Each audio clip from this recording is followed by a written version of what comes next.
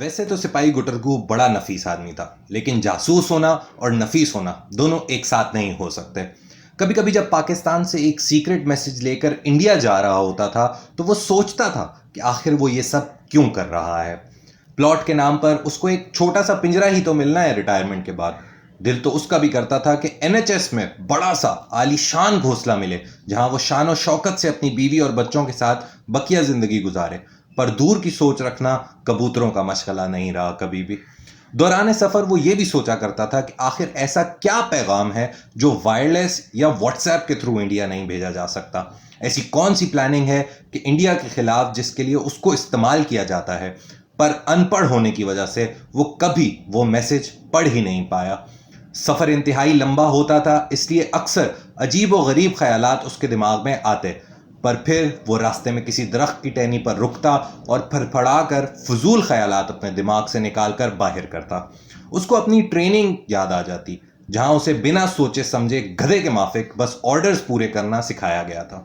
زیادہ سوچنا سپاہی گٹرگو کی نوکری خطرے میں ڈال سکتا تھا، لیکن پھر بھی عجیب و غریب خیالات کہیں نہ کہیں سے اس کے چھوٹے سے دماغ میں آ ہی جاتے تھے۔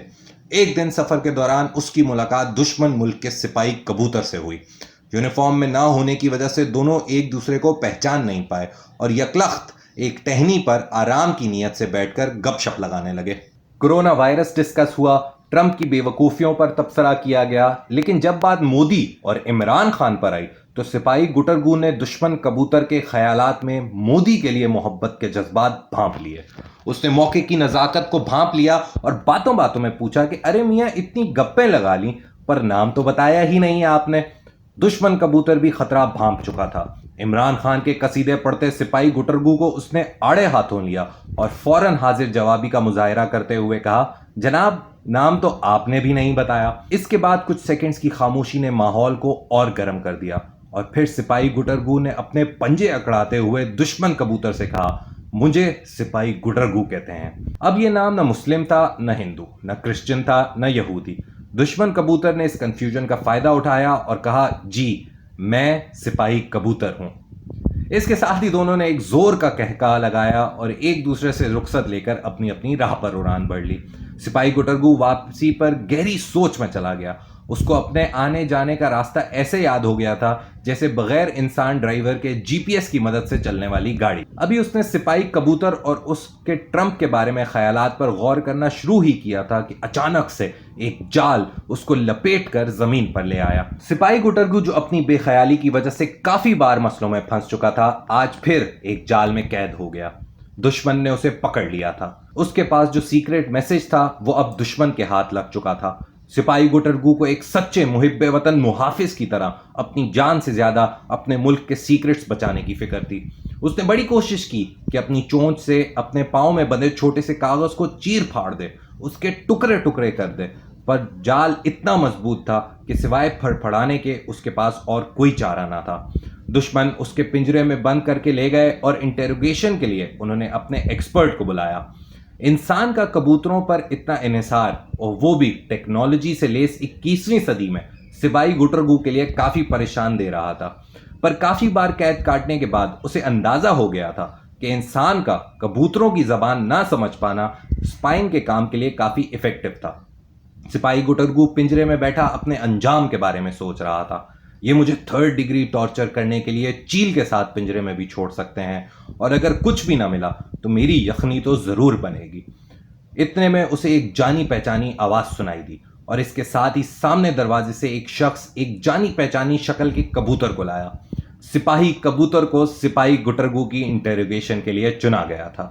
جب دونوں کا آمنا سامنا ہوا تو انسانوں کی موجودگی کے باوجود دونوں نے کھل کر گپیں لگانا شروع کر دی۔ ابے تو پکڑا گیا، نام ڈبا دیا تو نے کبوتروں کا۔ یار بس تیرے سے ہوئی گپ شپ میں گم تھا اور پتہ نہیں کہاں سے یہ منحوس جال اڑتا ہوا آ گیا۔ اب بتا تیرا کروں کیا؟ ان کو بتاؤں کہ تو پاکستانی ہے اور خفیہ میسج لے جا رہا تھا؟ تیرا جو دل آئے کر، میں ڈرتا ورتا کسی سے نہیں ہوں۔ او کھوتے، ڈرا نہیں رہا، کبوتر ہونے کے ناطے اپنی جاتی کی حفاظت کر رہا ہوں۔ یہ انسان تو انسان کے خلاف ہوا ہے بلا وجہ۔ ہم کم عقل کبوتر لیکن ایسا کریں گے تو ہمیں بھی انسان کہا جانے لگے گا، اور مجھے یہ گالی بالکل منظور نہیں۔ لیکن تو ایک وعدہ کر، اگر میں نے تجھے رہا کروا دیا تو تو میرا ایک کام کرے گا. کیا کام؟ میں ملک سے غداری نہیں کر سکتا. اور چھوٹی عقل دیکھ کھوتیا، کام یہ ہے کہ پاکستان میں میری معشوق رہتی ہے، اس کو میرا ایک میسج پہنچانا ہے بس. میں خود جا نہیں سکتا، پکڑے جانے کا خطرہ رہتا ہے، اور سوائے اسپیشل مشن کے مجھے بھیجا بھی نہیں جاتا، تو اس لیے تو میرا یہ کام کر دینا. اتنی سی بات، میری زندگی بچا رہا ہے تو سپاہی کبوتر، تیرے لیے جان حاضر ہے یار. کبوتر انسانوں کے برعکس زبان کے پکے ہوتے ہیں، اس لیے یہ سنتے ہی سپاہی کبوتر نے 2 چکر رائٹ پر گھومے اور 2 لیفٹ پر. یہ ایک کوڈ تھا جس کی مدد سے انسان کو سمجھ آ گیا کہ پکڑا گیا سپاہی گٹرگو بس ایک کبوتر ہے، نہ کہ دشمن ملک کا جاسوس. اشارہ ختم کرتے ہی سپاہی گٹرگو سپاہی کبوتر سے بولا، میسج تو بتا دے بھائی. سپاہی کبوتر بولا، میری معشوق کو کہنا میں جلد ملنے آؤں گا، پھر ہم ساتھ مل کر دانا چگنے جائیں گے. اور سنا ہے تمہارے ملک کی چائے بڑی اچھی ہے. سپاہی گٹرگو چائے تو پلائے گا نا؟